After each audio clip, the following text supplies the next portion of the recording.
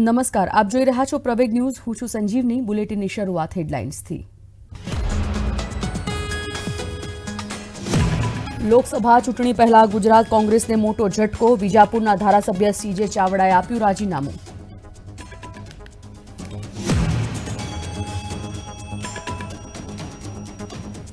વડોદરાની દુર્ઘટના અંગે સીએમએ કડક કાર્યવાહીના આપ્યા આદેશ. 18 લોકો સામે ફરિયાદ દાખલ.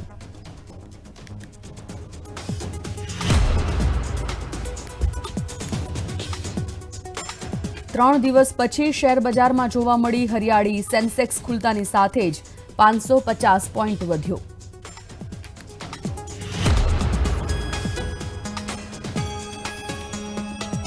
અનુષ્ઠાન દરમિયાન પીએમ મોદીએ શેર કર્યું રામ ભજન. કહ્યું રામાયણના સંદેશે સમગ્ર વિશ્વમાં લોકોને પ્રેરણા આપી.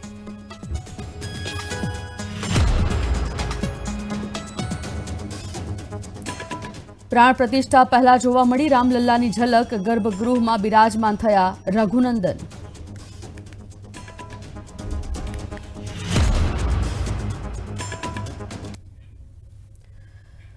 શરૂઆત એક મહત્વપૂર્ણ સમાચારથી. ગુજરાત કોંગ્રેસના વધુ એક ધારાસભ્યએ પક્ષમાંથી રાજીનામું આપ્યું છે. વિજાપુરના ધારાસભ્ય સીજે ચાવડાએ રાજીનામું આપી દીધું છે. સાથે જ કોંગ્રેસનું સંખ્યાબળ તૂટી 15 થઈ ગયું છે. હવે સીજે ચાવડા ભાજપમાં જોડાઈ શકે છે તેવી ચર્ચાએ જોર પકડ્યું છે.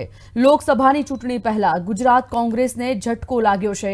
સીજે ચાવડાએ વિધાનસભાના સ્પીકર શંકર ચૌધરીના નિવાસસ્થાને પહોંચી રાજીનામું ધર્યું. અગાઉ તેઓ ગાંધીનગર ઉત્તર બેઠક પરથી ધારાસભ્ય રહી ચૂક્યા છે તથા અમિત શાહ સામે ગાંધીનગર લોકસભા ચૂંટણીમાં તેમની હાર થઈ હતી. સીજે ચાવડાને હાલ કોંગ્રેસના દંડક તરીકે વિધાનસભા ગૃહમાં જવાબદારી અપાઈ હતી. સંવાદદાતા લાઈવ જોડાઈ ગયા છે ચેતન બામણિયા. વિગતવાર માહિતી મેળવીએ. ચેતન, જે પ્રકારે એક બાદ એક રાજીનામાનો દોર શરૂ થઈ ગયો છે, એવામાં કોંગ્રેસ માટે એક મોટો ઝટકો અને સૌથી મોટું નામ, વર્ષો જેને કોંગ્રેસમાં પોતાની સેવા આપી છે એવા સીજે ચાવડાએ કોંગ્રેસ સાથે છેડો પાડ્યો છે અને ભાજપમાં જોડાવાની અત્યારે જે ચર્ચાઓ ચાલી રહી છે, સૌથી પહેલા કારણો કોઈ સામે આવી રહ્યા છે ખરા આ સ્ટેપ લેવા બદલ, અને કોંગ્રેસ માટે આ કેટલી ચિંતાનો વિષય? જી, ભારતીય જનતા પાર્ટી દ્વારા આગામી લોકસભા ચૂંટણી સુધી વધુને વધુ કોંગ્રેસના અને આમ આદમી પાર્ટીના ધારાસભ્ય તોડવા માટે જે અભિયાન શરૂ કરવામાં આવ્યું છે, આ અભિયાનને આજે એક મોટી સફળતા મળી છે. કહી શકાય કે કોંગ્રેસના વર્ષોથી સનિષ્ઠ કાર્યકર્તા અને આગેવાન એવા સીજે ચાવડાનું આજે ઓપરેશન લોટસ બહાર પડ્યું છે. જો રાજકીય સૂત્રો અને અંદરની વાત કરવામાં આવે તો સીજે ચાવડાને કોંગ્રેસમાંથી ભારતીય જનતા પાર્ટીમાં લાવવાનો સૌથી મોટો શ્રેય જયરાજસિંહ પરમારને જાય છે. કારણ કે થોડા દિવસ પહેલાં જ જયરાજસિંહ પરમારને ભારતીય જનતા પાર્ટીની જે અન્ય પક્ષોના નેતાઓને જોડવાની કમિટી હતી તેમાં જયરાજસિંહ પરમારનો સમાવેશ કરવામાં આવ્યો હતો અને આ સમાવેશનું જયરાજસિંહ પરમારને એક મોટું ઇનામ મળ્યું હોય તેવું લાગી રહ્યું છે. તેઓ સીજે ચાવડાને તોડવામાં સફળ રહ્યા છે. જો સીજે ચાવડાની રાજકીય કારકિર્દીની વાત કરવામાં આવે તો તેઓ સૌપ્રથમ તો ડેપ્યુટી કલેક્ટર તરીકે ફરજ બજાવતા હતા, સરકારી અધિકારી હતા. બાદમાં તેમના કામથી પ્રભાવિત થઈને ગુજરાતના પૂર્વ મુખ્યમંત્રી શંકરસિંહ વાઘેલા તેઓને રાજકારણમાં લઈ આવ્યા હતા અને તેઓને કોંગ્રેસમાં પ્રવેશ કરાવ્યો હતો. બાદમાં તેમણે 2002ની વિધાનસભા ચૂંટણીમાં ગાંધીનગર સીટ જીત્યા હતા અને તેઓ ભારતીય જનતા પાર્ટીના ખૂબ જ મોટા ગજાના નેતાને હરાવવામાં સફળ થયા હતા. બાદમાં 2007માં તેઓ ચૂંટણી હારી ગયા હતા. 2012માં તેઓની ટિકિટ કાપી નાખવામાં આવી હતી. 2017માં તેઓને ગાંધીનગરથી ફરી ટિકિટ આપવામાં આવતા તેઓ વિધાનસભામાં ગયા હતા અને વિધાનસભામાં સરકાર દ્વારા જે ઢોર નિયંત્રણ ખરડો લાવવામાં આવ્યો હતો તે ઢોર નિયંત્રણ ખરડાને રદ કરાવવા માટે સીજે ચાવડાએ વિધાનસભામાં ધારદાર રજૂઆતો કરી હતી અને 2022ની વિધાનસભા ચૂંટણીને ધ્યાનમાં રાખીને ભારતીય જનતા પાર્ટીની સરકારે આ ખરડો પરત લેવો પડ્યો હતો. બાદમાં 2022માં તેમને ગાંધીનગરથી ચૂંટાઈ આવે તેવું ન લાગતા કોંગ્રેસ દ્વારા વિજાપુરથી ટિકિટ આપવામાં આવી હતી અને વિજાપુરથી ભારતીય જનતા પાર્ટીના સિટિંગ ધારાસભ્ય રમણ પટેલને હરાવી તેઓ ફરીથી વિધાનસભામાં ગયા હતા અને વિધાનસભામાં હાલમાં તેઓ કોંગ્રેસના દંડક પણ હતા, પરંતુ તેમણે મીડિયા સાથે વાત કરતા જણાવ્યું કે હાલમાં કોંગ્રેસના પ્રાથમિક સભ્ય પદેથી રાજીનામું આપતો ઈમેલ કોંગ્રેસ પ્રમુખ શક્તિસિંહ ગોહિલને મોકલી આપ્યો છે અને તે ઉપરાંત જે દંડક તરીકે પણ ફરજમાંથી રાજીનામું આપતો પત્ર છે તે અમિત ચાવડાને મોકલી આપવામાં આવ્યો છે અને જો સીજે ચાવડાનું રાજકીય ભવિષ્યની વાત કરવામાં આવે તો ભારતીય જનતા પાર્ટી દ્વારા તેમને આગામી લોકસભા ચૂંટણીમાં પણ ઉત્તર ગુજરાતની કોઈ સીટ પરથી ઉતારવામાં આવે તેવી પણ હાલ ચર્ચા છે અને જો લોકસભા સીટમાં તેમનું ગણિત ન બેસે તો તેમને વિજાપુરથી ફરીથી ભારતીય જનતા પાર્ટીના સિમ્બોલ પર લડાવવામાં આવે તેવી પૂરેપૂરી સંભાવના છે. જી સંજીવની. ચેતન, જે પ્રકારે અત્યારે તમામ રાજકીય સમીકરણો લગાવવામાં આવી રહ્યા છે, વર્ષો સુધી જે પ્રકારે અત્યારે વાત થઈ કે વર્ષો સુધી કોંગ્રેસમાં સીજે ચાવડાએ પોતાની સેવા આપી છે, ખૂબ સારો કાર્યકાળ તેઓનો કોંગ્રેસમાં રહ્યો છે, પરંતુ ક્યાંક ને ક્યાંક સત્તાવાર જાહેરાત ભાજપમાં જોડાવાની તેઓ ક્યારે કરી શકે છે? બીજું કે સીજે ચાવડાના આ પ્રકારના રાજીનામાથી કોંગ્રેસના કોઈ નેતાઓની પ્રતિક્રિયાઓ સામે આવી રહી છે ખરી અત્યાર સુધીમાં? જી, જો વાત કરવામાં આવે કોંગ્રેસની તો કોંગ્રેસમાં હાલમાં એક સાંધે અને તેર તૂટે તેવી પરિસ્થિતિ છે, કારણ કે કોંગ્રેસના જે પ્રદેશના નેતાઓ છે તેઓની વચ્ચે સંકલન અને કમ્યુનિકેશનનો ખૂબ જ અભાવ છે અને કોંગ્રેસ દ્વારા હર વખતે જ્યારે પણ ધારાસભ્ય તૂટે ત્યારે ઘસાયેલી પ્રતિક્રિયાઓ આવતી હોય છે અને હવે તો જોવું રહ્યું કે કોંગ્રેસના નેતાઓ પ્રતિક્રિયા આપવામાં પણ પાછળ પડી રહ્યા છે અને આગામી દિવસોમાં ઉત્તર ગુજરાત અને સૌરાષ્ટ્રના કેટલાક વધુ ધારાસભ્યો ખડે તેવી પણ સંભાવના છે, કારણ કે જૂનાગઢ અને પાટણ સહિતની જે સીટો છે ત્યાં ભારતીય જનતા પાર્ટીની થોડી ઘણી નબળી પ્રદર્શન અથવા તો નબળો દેખાવ રહ્યો હતો. આ સીટો મજબૂત કરવા માટે વધુ તૂટે તેવી સંભાવના છે. જી, ધન્યવાદ જાણકારી માટે.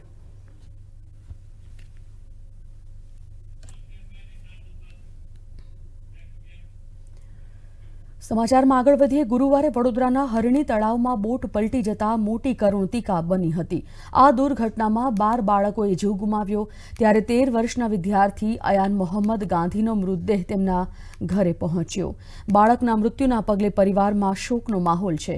પરિવારજનોએ પણ વહીવટીતંત્ર સામે સવાલ ઉઠાવ્યા અને ગુનેગારોને કડક સજા થાય તેવી માંગ કરી છે. दुर्घटना तो अब आपने सबने देखी और पूरे देश ने देखी. बच्चे जो है वो सुबह सुबह खुशी के साथ गए थे और शाम को बड़ी बुरी खबर आ गई है कि बहुत सारे बच्चे डूब चुके हैं. ये हमारे यहाँ करीब में ही लेक हैगा, वहाँ पे बच्चों को ले जाया गया और ओवरलोड जो है बच्चों को बिठाया गया, जिसकी वजह से बच्चे डूब गए हैं.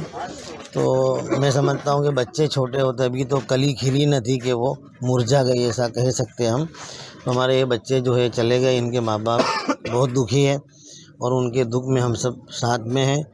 और हमारे शहर में सब ने, तंत्र से लेके पब्लिक ने बहुत साथ दिया. हम उनका भी आभार व्यक्त करते हैं कि जिन बच्चों को बचा लिया गया वो बहुत बहुत काबिल मुबारक है और जो बच्चे चले गए हैं उनके माँ बाप के लिए हम दुआ कर सकते हैं कि ऊपर वाला उनको सब्र देवे, सुकून देवे, शांति देवे.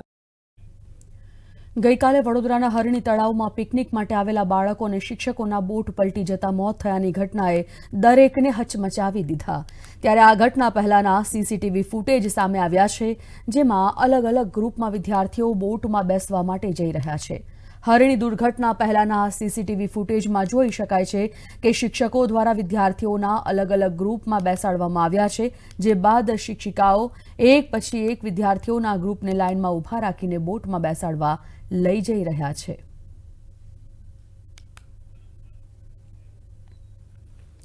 હરણી બોટ દુર્ઘટના મામલે લોકોએ સલામતીના પગલાં પ્રશ્નો ઉઠાવવાનું શરૂ કર્યું છે.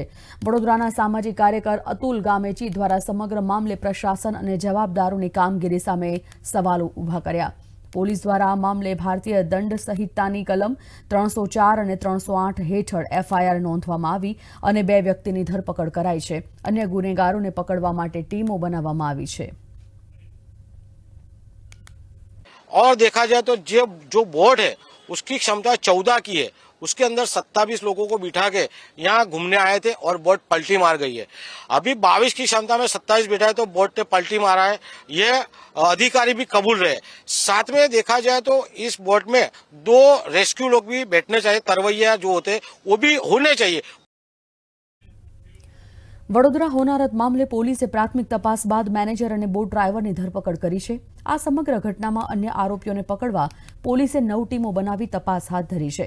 આ સમગ્ર મામલે ન્યૂ સનરાઈઝ સ્કૂલ બહાર પોલીસનો ચાંપતો બંદોબસ્ત ગોઠવાયો, સાથે સ્કૂલના પ્રિન્સિપાલના મકાન બહાર પણ પોલીસ બંદોબસ્ત ગોઠવી દેવાયો છે. વડોદરામાં હરણી બોટ દુર્ઘટના મામલે 18 સામે ગુનો દાખલ થયો છે.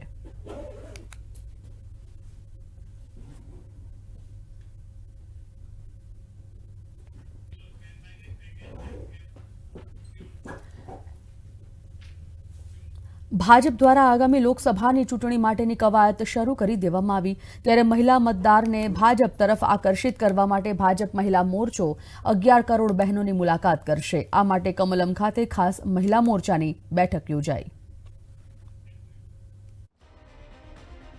કમલમ ખાતે ભાજપ મહિલા મોરચાની બેઠક યોજાઈ હતી.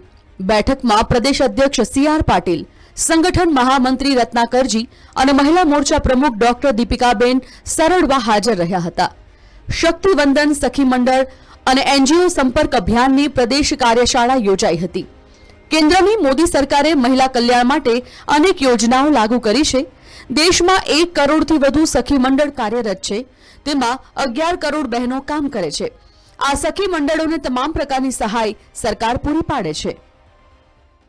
केंद्र का जो हमारा कार्यक्रम चलता है NRLM और NULM के माध्यम से, उसी से इन महिलाओं के लिए काम भी हो रहा है.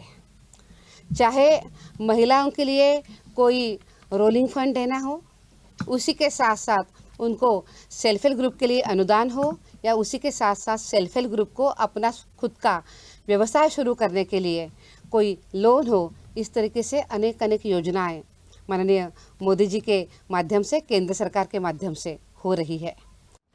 ભાજપે બહેનો માટે શક્તિવંદન કાર્યક્રમ જાહેર કર્યો છે. શક્તિવંદન કાર્યક્રમમાં 3 લાખ સખી મંડળમાં 30 લાખ મહિલા સભ્ય જોડાયેલા છે. इन सभी बहनों के पास हमारी भारतीय जनता पार्टी के जो कार्यकर्ता है उनके पास जाएंगे. उन सभी के लिए जो जो केंद्र ने योजना बनाई है, उन योजनाओं के बारे में उनको जानकारी देंगे. उनके सामाजिक उत्थान की अनेक योजनाएं बनी है, उसके साथ हम उनको जोड़ भी लेंगे. इस तरीके से ये शक्तिवंदन कार्यक्रम हो रहा है. ભાજપ કાર્યકર્તા દરેક ગામ અને શહેરમાં સખી મંડળના સભ્યોનો સંપર્ક કરશે. ભાજપ મહિલા મોરચો 11 કરોડ બહેનોને મળશે. ડ્રોન દીદી યોજના હેઠળ 15,000 महिलाને ખાતર નાખવા ડ્રોન આપવામાં આવશે. कि देश की हमारी सेल्फ हेल्प ग्रुप की और हमारे देश की जो बहनें हैं, उसमें से हमारी 2 करोड़ बहनों को अब लखपति दीदी बनाने का संकल्प हमने किया है. कि देश की ये 2 करोड़ बहनें अपने पैरों पे खड़े हो जाए, उनका आर्थिक स्वावलंबन हो जाए और उसी के माध्यम से उनका परिवार भी सक्षम हो जाए. इसके लिए माननीय मोदी जी का बड़ा प्रयास चल रहा है. ભાજપ મહિલા મોરચાએ આગામી લોકસભા ચૂંટણી માટે કમર કસી લીધી છે. જો કે મહિલાઓને કેટલો ફાયદો થશે તે આગામી સમય જ બતાવશે. કેમેરામેન જીતેન્દ્ર પટેલ સાથે ચેતન બામણિયા, પ્રવેગ ટીવી, અમદાવાદ. કમલમ ખાતે ભાજપની મહત્વપૂર્ણ બેઠક યોજાઈ હતી અને બેઠકમાં મુખ્યમંત્રી ભૂપેન્દ્ર પટેલ, પ્રદેશ અધ્યક્ષ CR પાટીલ સહિતના પદાધિકારીઓ ઉપસ્થિત રહ્યા હતા. સંગઠન મહામંત્રી રત્નાકરજી, કેન્દ્રીય મહિલા મોરચાના ઉપાધ્યક્ષ વિજયા રાહટકર, મંત્રી ભાનુબેન બાબરિયાની હાજરીમાં બેઠક યોજાઈ હતી. આગામી લોકસભા ચૂંટણીને લઈને બેઠકમાં ચર્ચા પણ કરાઈ. આગામી ફેબ્રુઆરી મહિનાથી મહિલા મોરચાના શક્તિ વંદના કાર્યક્રમની રૂપરેખા અંગે પણ ચર્ચા કરવામાં આવી હતી.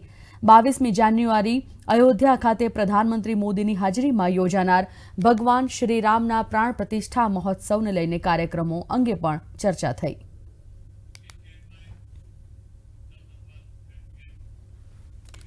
રાજ્યપાલ પ્રાકૃતિક કૃષિને વેગ આપવા માટે અભિયાન ચલાવી રહ્યા છે, ત્યારે તેમણે અમરેલી જિલ્લાના બગસરા ખાતે ગુરુવારે પોતાના જન્મદિન નિમિત્તે 5 ગામના સરપંચનો પ્રાકૃતિક કૃષિ અપનાવવા માટે સંકલ્પ લેવડાવ્યો. આ પ્રસંગે કેટલાક ખેડૂતો પ્રાકૃતિક ખેતી અપનાવી અન્ય ખેડૂતો પ્રાકૃતિક ખેતી તરફ વળવા પ્રયાસ કરશે તેવી રાજ્યપાલ સમક્ષ બાંહેધરી આપી હતી. આ ઉપરાંત તેમણે બગસરા સ્થિત સ્વામિનારાયણ મંદિર ખાતે આયોજિત દિવ્યમૂર્તિ પ્રાણ પ્રતિષ્ઠા મહોત્સવમાં પણ હાજરી આપી હતી.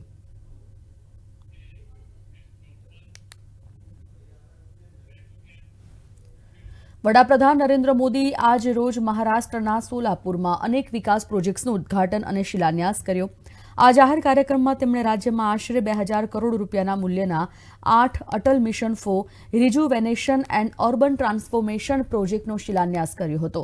આ ઉપરાંત પ્રધાનમંત્રી આવાસ યોજના હેઠળ બનેલા 90,000થી વધુ ઘરો લાભાર્થીઓને સમર્પિત કર્યા. વડાપ્રધાને આ કાર્યક્રમ દરમિયાન પીએમ સ્વનિધિ યોજનાના 10,000 લાભાર્થીઓને પ્રથમ અને બીજા હપ્તાનું વિતરણ પણ કર્યું હતું.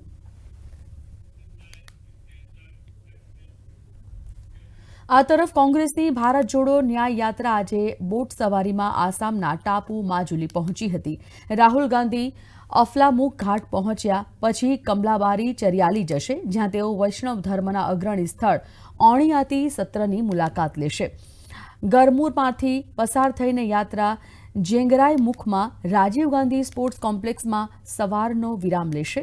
રાહુલ ગાંધીની સાથે પાર્ટીના મહાસચિવ જયરામ રમેશ, પ્રદેશ અધ્યક્ષ ભૂપેન કુમાર બોરા અને રાજ્ય વિધાનસભાના વિપક્ષના નેતા દેવવ્રત સેકિયા સહિત પાર્ટીના ઘણા ટોચના નેતાઓ જોડાયા છે.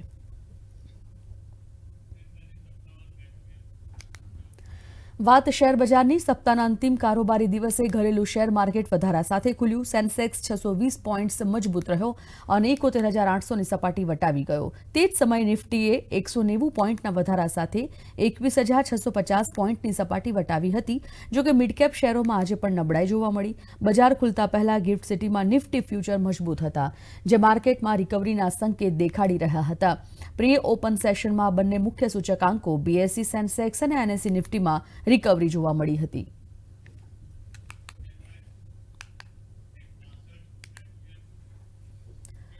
જ્વેલરી બિઝનેસ સાથે સંકળાયેલા વેપારીઓ 1 ફેબ્રુઆરીએ રજૂ થનારા કેન્દ્રીય બજેટથી મોટી રાહતની અપેક્ષા રાખી રહ્યા છે.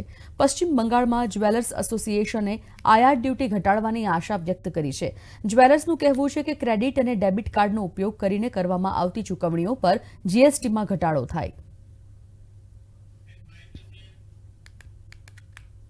लगता है कि हम लोग को यदि चांदी है तो मिडिल क्लास के लिए है.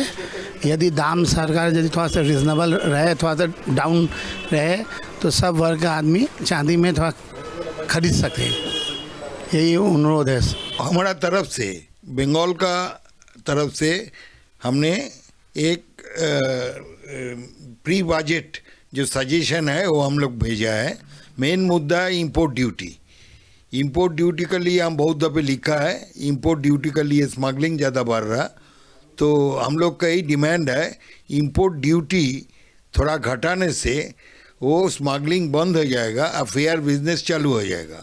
और नंबर टू और एक चीज़ बोला है, देखिए अभी गवर्नमेंट का जो 2 लाख का कैश ट्रांजैक्शन अभी बंद हुआ, इसलिए ज़्यादा कस्टमर बैंक ट्रांजैक्शन करता है थ्रू क्रेडिट कार्ड तो और डेबिट कार्ड. इसलिए क्या होता है बैंक का जो रुपया काटता है तो बहुत हम लोग का असुविधा हो रहा. इसलिए हम लोग का पहले डिमांड है ये बैंक जो ड्यूटी है इसमें घटाना चाहिए. This what the system is what we look forward from government, if they can reduce the duty in the sense like we are not asking for anything which is uncomparable or something like that, but still when Honorable Finance Minister, Honorable Prime Minister always speak about Make India, if you want to really grow our exports, then we have to match the gold value from the international market also. And as well as, you may find that it's a good investment purpose also. Now people thinks that it's a heaven really to invest in gold. This is one. Then a lot of marriages are going on in the country. Wedding seasons are ahead, and people look forward to invest in this for their auspicious matter as well as their safety in their life. When the people come across some mishappening in their life, this is as good as parallel money. So they can always get this cash for their health, for the children education, for anything what for the need for, અને હવે વાત કરીએ રામ મંદિર પ્રાણ પ્રતિષ્ઠા મહોત્સવ વિશે.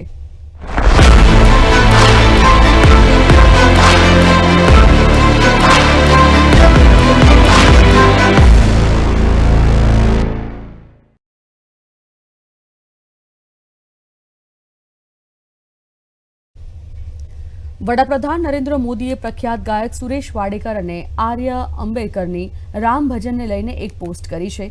PM મોદીએ પોસ્ટમાં લખ્યું, અયોધ્યામાં રામલલ્લાના અભિષેકને લઈને આખો દેશ ભગવાન શ્રીરામની ભક્તિના રંગમાં રંગાઈ ગયો છે. સુરેશ વાડેકરજી અને આર્ય અંબેકરજીએ તેમની મધુર ધૂનમાં આ ભાવના વ્યક્ત કરી છે. ઉત્તર પ્રદેશના કાનપુરમાં રહેતા ટેટુ આર્ટિસ્ટ ફરાઝ અહેમદ આ દિવસોમાં મફતમાં ટેટુ બનાવવામાં વ્યસ્ત છે. તે અયોધ્યામાં રામ મંદિર સમારોહ પહેલા લગભગ 51,000 ટેટુ મફતમાં બનાવવા માંગે છે. અહેમદ રામ ભક્તો માટે મફતમાં જય શ્રી રામ ટેટુ બનાવે છે. તેણે અત્યાર સુધીમાં 300થી વધુ ટેટુ બનાવડાવ્યા છે. તે કહે છે કે આ ટેટુની કિંમત લગભગ 1,000 રૂપિયા છે. અહમદનું માનવું છે કે આ સમયગાળા દરમિયાન તે 5 કરોડ રૂપિયાથી વધુના ટેટુ ફ્રીમાં બનાવશે. રામ મંદિરમાં 22મી જાન્યુઆરીએ રામલલ્લાના અભિષેક સમારોહ યોજાવા જઈ રહ્યો છે. જેમ જેમ રામ મંદિરનો અભિષેક સમારોહ નજીક આવી રહ્યો છે તેમ તેમ મુલાકાતીઓની સંખ્યામાં પણ વધારો થઈ રહ્યો છે. અયોધ્યાના ટેન્ટ સિટીમાં હવે દરેક મુલાકાતીઓને જમાડવા માટે સંખ્યાબંધ સામુદાયિક રસોડા કાર્યરત છે. રામ જન્મભૂમિ તીર્થક્ષેત્ર ટ્રસ્ટ દ્વારા સંચાલિત સામુદાયિક રસોડા સંતો અને અભિષેક સમારોહ માટે આવનારા અન્ય મહેમાનો માટે ભોજન તૈયાર કરે છે. આ રસોડાઓમાં દરરોજ સવારે 6 થી રાત્રે 10 વાગ્યા સુધી ભોજન પીરસવામાં આવશે અને દિવસમાં 4 વખત ભોજન અને નાસ્તો તૈયાર કરવાની વ્યવસ્થા કરવામાં આવી છે. ઉત્તર પ્રદેશના વારાણસીના વણકરોએ રામચરિતમાનસ થીમ પર અનોખી સિલ્ક સાડીઓ બનાવી છે. વણકરોએ ભગવાન રામના નવજીવનને દર્શાવતી અનોખી સિલ્ક સાડી તૈયાર કરી છે. આ 6.5 મીટર લાંબી સાડી પર 500થી વધુ ફોટોગ્રાફ્સ છપાયેલા છે, જે 1800 બ્લોક્સનો ઉપયોગ કરીને બનાવવામાં આવ્યા છે. આ સાડીને રામચરિતમાનસ થીમ પર બનાવવામાં લગભગ 3 મહિનાનો સમય લાગ્યો. આ તમામ વણકર 22મી જાન્યુઆરીએ અયોધ્યામાં રામલલ્લાના અભિષેક પહેલા રામ મંદિરને આ સાડી ભેટમાં આપવાનું વિચારી રહ્યા છે.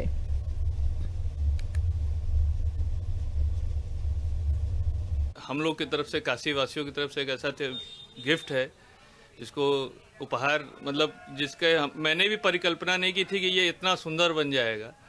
जब हम लोग इस पे विचार किए और बाबा विश्वनाथ की कृपा, प्रभु श्री राम के आदेश से ही ये बना है और केवल राम की कृपा से ही ये संभव है. ये साड़ी भैया भगवान के बालकांड से लेके उत्तरकांड तक की सभी लीलाओं का चित्रण है और 3 महीने से ज़्यादा, मतलब हम लोग दशहरे से शुरू किए थे, दशहरे से अब जाके बनी हुई है. આગ્રાના પ્રખ્યાત પેઠાની 56 જાતો અયોધ્યા પહોંચી છે. આ પેઠા પ્રાણ પ્રતિષ્ઠા સમારોહ દરમિયાન ભગવાન શ્રીરામને અર્પણ કરવામાં આવશે. આ પ્રસંગે વિવિધ રંગો અને વિવિધ સ્વાદના લગભગ 560 કિલો પેઠા બનાવવામાં આવ્યા છે.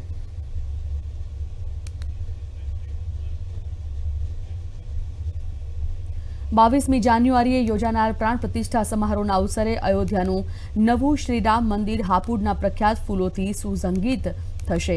શહેરમાંથી મોકલવામાં આવતા ફૂલોની સુવાસ મંદિરના શણગારવામાં પ્રસરી જશે. તો હાપુડમાં રહેતા તેજસિંહ પ્રધાન ફૂલો ઉગાડવામાં નિષ્ણાંત છે. તેમને લગભગ 10 ટન ગુલાબ, કાર્નેશન, ટ્યુલિપ, લિલિયમ, કોલકાતા મેરીગોલ્ડ અને અન્ય ઘણી જાતોના ફૂલો અયોધ્યા મોકલવાનો ઓર્ડર મળ્યો છે. હાપુડના સિંભોલી વિસ્તારના તગરી ગામમાં રહેતા પ્રધાને જણાવ્યું કે તેઓ છેલ્લા 35 વર્ષથી ફૂલોની ખેતી કરે છે. પ્રધાનનું કહેવું છે કે તેમને gerbera, carnation, lilium, tulip, anthurium, bird of paradise અને ગુલાબના ફૂલો અયોધ્યા મોકલવાનો ઓર્ડર મળ્યો છે. તેમનું કહેવું છે કે શ્રીરામ મંદિરના શણગાર માટે દરરોજ 1 કે 2 ટ્રક ફૂલો લઈને અયોધ્યા જાય છે.